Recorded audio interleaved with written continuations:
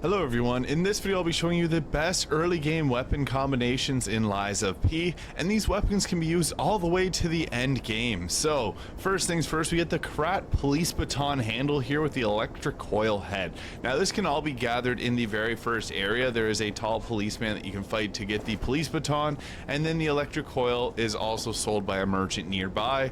What makes this weapon so great is it has great stagger damage, and it does electricity damage, which is useful against puppets and other metal type enemies.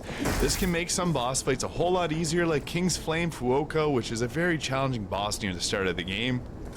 It has a pretty good charge attack there, and it also has a nice weapon art, so if you're someone that likes to use those, you can deal quite a bit of damage with them. So I would recommend using this weapon as it has a lot of perks, especially early on in the game, and especially so when you're fighting more puppet style enemies. Now on the flip side of things, when you're fighting more of the humanoid type enemies, the fire damage is very useful here, and the carcass type enemies are weak to this as well. So fire damage with the booster glaive handles. So we got the salamander dagger blade there and the booster glaive handle. The reason I'm using the booster glaive handle, you can use the fire salamander dagger handle, but I like this charge attack as it has a really large range to it. Like, you can go, if you need to dodge back, get to some safety, and then charge up and attack, you can do crazy amounts of damage this way. So that's what makes this weapon so useful, is the fact that you can come in, you have a quick attack here if you need to dodge back, and then jump back into the fray of things you can with that charged heavy attack, making this very useful early game if you need a little bit extra mobility, as